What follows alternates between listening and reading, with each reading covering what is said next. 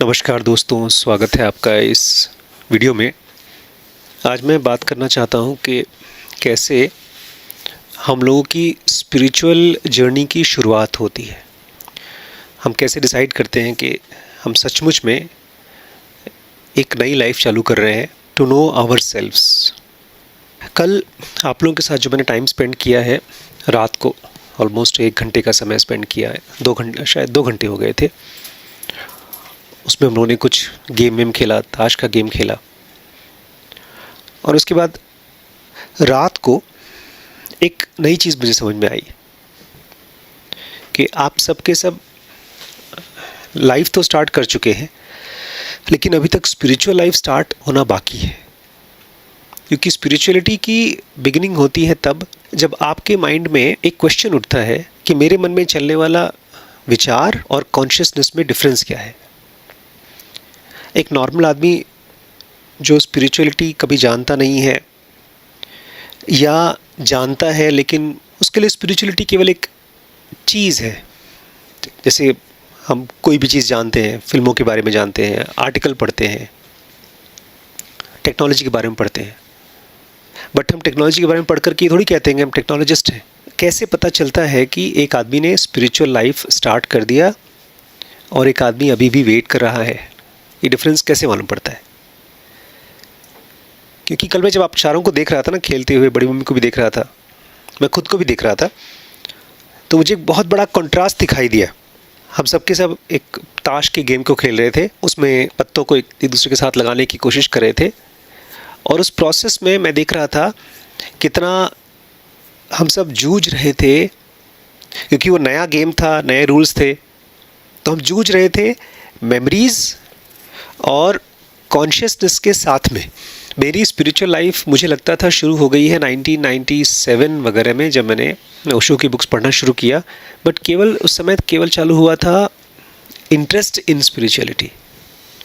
और जब आप पहली बार अच्छी किताबें पढ़ते हैं, सेल्फ हेल्प की बुक्स पढ़ते हैं, तो स्पिरिचुअलिटी से ज़्यादा स्टार्ट होती है आपके अंदर में स्पिरिचुअल ईगो।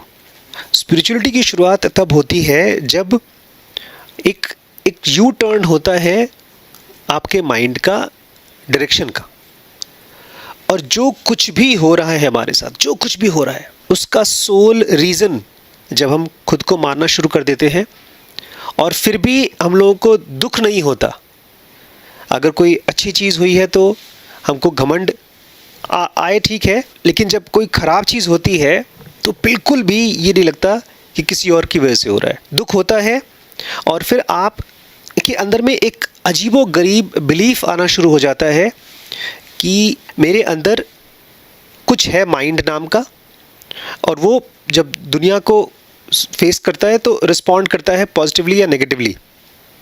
और उस माइंड में कुछ चेंजेस करके मैं पूरी तरह से चेंज हो सकता हूँ। इसको कृष्णमूर्ति बोलते थे रैडिकल ट्रांसफॉर्मेशन। अगर ये चीज़ नहीं हुआ है तो हम इंटरेस्टेड हैं स्पिरिचुअलिटी में, बट स्पिरिचुअल लाइफ शुरू नहीं हुई है।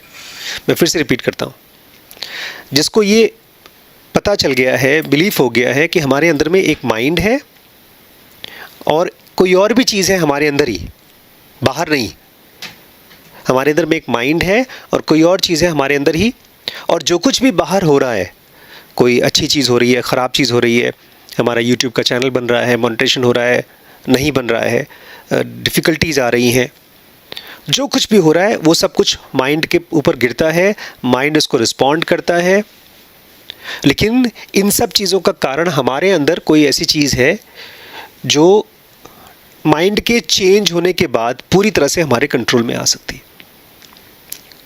जिस आदमी को ये दिखना शुरू हो जाता है कि complete responsibility is inside me, और ये उसको कोई याद नहीं दिलाता, उसको याद रहता है, कभी कभी भूल जाता है, जब परेशान होता है, जब बीमार होता है, जब सोता है तो बिल्कुल ही भूल जाता है।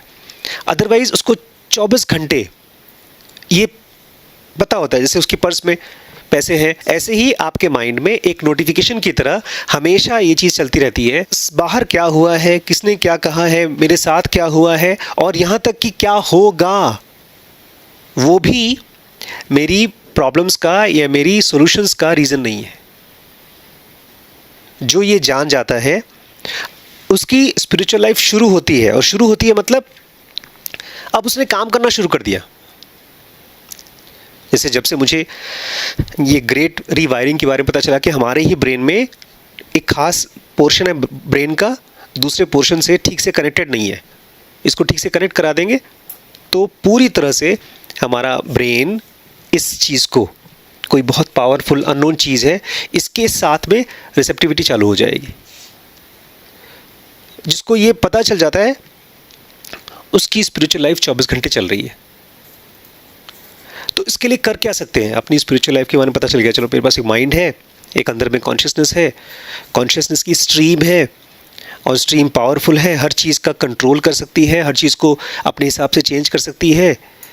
और उसको पाने के लिए, कॉन्शियसनेस को पाने के लिए माइंड के साथ कुछ करना पड़ेगा। तो अब क्या करें? स्पिरिचुअल लाइफ की शुरुआत हो गई, आपको पता चल गया, अब क्या करें? क्या कर सकते हैं दिन में 1 बार या दिन में 10 बार या दिन में 24 घंटे कि मेरी स्पिरिचुअल लाइफ चलती रहे, रुके ना। स्पिरिचुअल लाइफ 24 घंटे चलने के लिए दिन में 1 बार या 10 बार या कम से कम 50 बार आपको याद रहे। फ़ोन देखना याद रहता है, ऐसे ही आपको याद रहे एक माइंड में स्क्रॉल करना, ये क्या हो रहा है भाई, ऐसे माइंड ऐसे घूमता रहता है खटखट खटखट खटखट। और कल जब मैं आप लोगों को देख रहा था ना गेम खेलते हुए, मेरे लिए आसान था क्योंकि इसके रूल्स मुझे याद है। 3 पत्ती में ट्रेल सबसे बड़ा होता है, कलर्ड सीक्वेंस एकदम उसके नीचे होता है, फिर इम्प्योर सीक्वेंस होता है, फिर कलर होता है, फिर पेयर होता है। ये मुझे याद था, ये मेरे सिस्टम 1 का पार्ट था, आप लोगों के सिस्टम 1 का पार्ट नहीं था।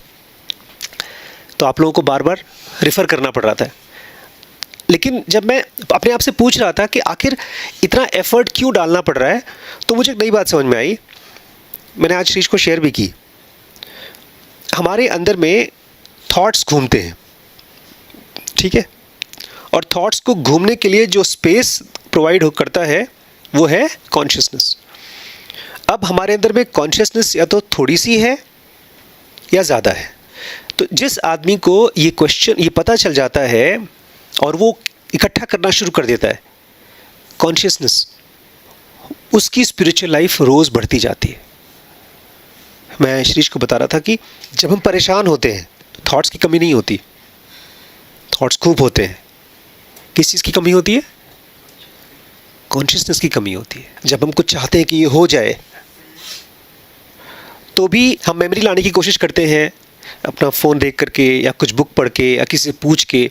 जैसे आजकल सिद्धांत बहुत लोगों से मिल रहा है और उनसे पूछ रहा है कि अब हम स्टार्टअप को और अच्छा कैसे कर सकते हैं, बिज़नेस को और अच्छा कैसे कर सकते हैं। तो जिन लोगों से पूछ करके हम कुछ करने की कोशिश कर रहे हैं तो हम बेसिकली मेमोरी इकट्ठा करने की कोशिश कर रहे हैं। स्विमिंग पूल में और नाव भर रहे हैं और नाव भर रहे हैं, लेकिन जिस चीज़ की कमी है उसके बारे में थॉट भी नहीं आ रहा है। एक स्पिरिचुअल लाइफ में ये जो मैं बात कर रहा हूँ, कॉन्शियसनेस, ये जितनी ज़्यादा होगी उतना ही थॉट्स का आपके ऊपर कंट्रोल होगा। लेकिन एक रमण महर्षि जैसा आदमी, एक ऋषि जैसा आदमी, उसको जब जो थॉट चाहिए तब आ जाता है, क्योंकि मेमोरी की असली मालिक दूसरा मेमोरी नहीं है। नॉर्मल आदमी जो स्पिरिचुअल लाइफ में नहीं है वो ऐसा समझिए जैसे कि एक आदमी दूसरे आदमी के ऊपर बैठकर उसको हाँक रहा है, एक थॉट दूसरे थॉट को हाँक रहा है। मैं जानता हूं मुझे ये काम करना है, इस चीज़ के लिए मैंने एक अलार्म लगा दिया, वो अलार्म भी एक थॉट है। लेकिन एक्चुअल मालिक स्पिरिचुअल आदमी का होता है उसके अंदर का कॉन्शियसनेस। जिस आदमी के अंदर में ढेर सारा कॉन्शियसनेस इकट्ठा होना शुरू हो जाता है उसकी स्पिरिचुअल लाइफ चलती रहती है। फिर उसके लिए ऑलमोस्ट सब चीज़ कॉन्शियसनेस इकट्ठा करने का ही सामान है।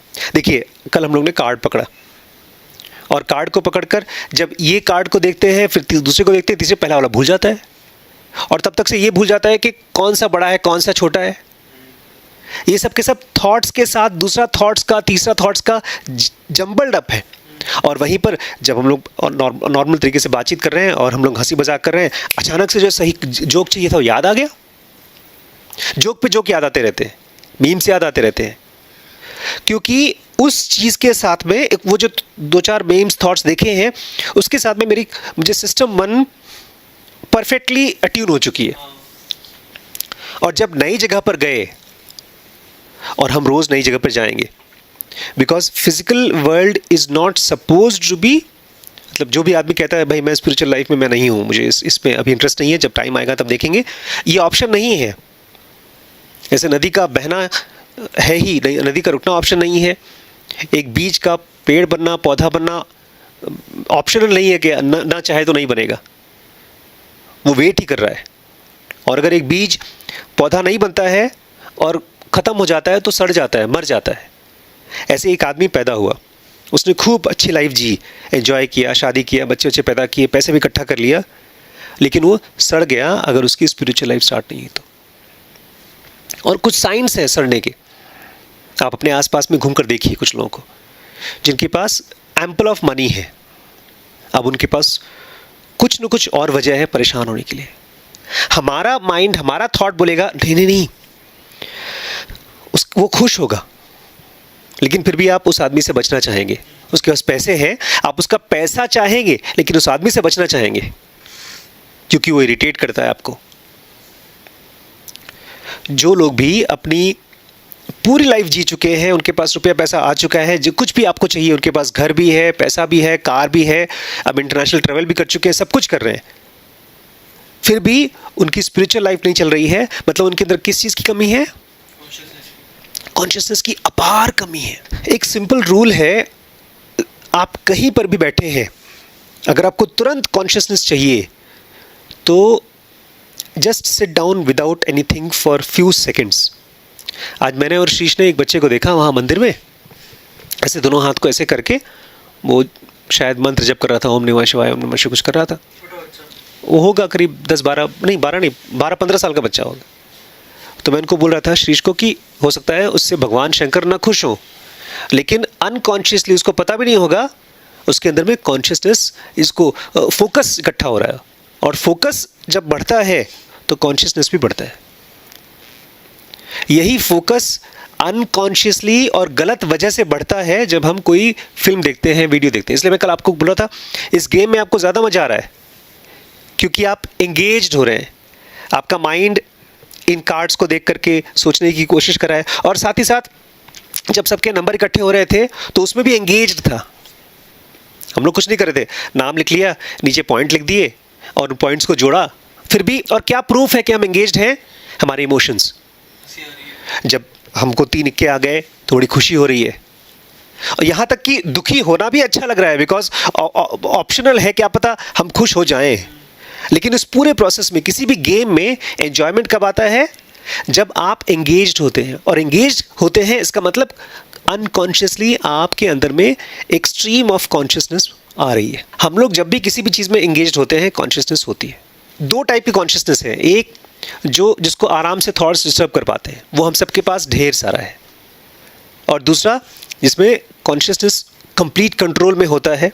जैसे जब हम सो जाते हैं तो थॉट्स डिस्टर्ब नहीं करता, ऐसे ही वो स्टेट है जहाँ पर कंप्लीट कंट्रोल ऑफ कॉन्शियसनेस होता है। मैं जब आप लोगों से खेल कूद कर जब सोया, फिर जब मैं उठा तो मुझे खट खट खट खट ढेर सारे क्वेश्चंस के आंसर आ रहे थे। मैं उठा था ऑलमोस्ट 6 बजे के करीब उठा था, मैं बाथरूम गया, वापस आया, और मैंने कुछ टॉपिक्स को जो मुझे कई दिनों से मैं सोच रहा था, क्वेश्चन थे मेरे दिमाग में, उसके आंसर निकाल के लिखे। अब ये सारे के सारे आंसर कहाँ से आ रहे हैं? ये कॉन्शियसनेस में आ रहे हैं, हायर कॉन्शियसनेस में से, जहाँ वो जानती है कि किस प्रॉब्लम का क्या सोल्यूशन है। ये तो हमने पढ़ा था ज़ुनोगा में, सेक्शन 2B में 3 चीज़ें होती हैं: कॉन्सेंट्रेशन, मेडिटेशन, इंट्यूशन। आपने मुझे रोस्ट किया तो मेरा माइंड तुरंत पता चलना चाहिए कि मुझे क्या चीज़ सोचना चाहिए, क्या चीज़ फील करना चाहिए, क्या चीज़ सच्चाई है। एक तरह से फ़िल्टर की तरह काम करना चाहिए। आपने मेरी रोस्टिंग की, लेकिन उस रोस्टिंग में से जो मुझे इन्फॉर्मेशन चाहिए मिल जाना चाहिए कि अच्छा मेरी ये कमी थी, मुझे इसको ठीक करना है, बाकी कचरा निकाल देना चाहिए।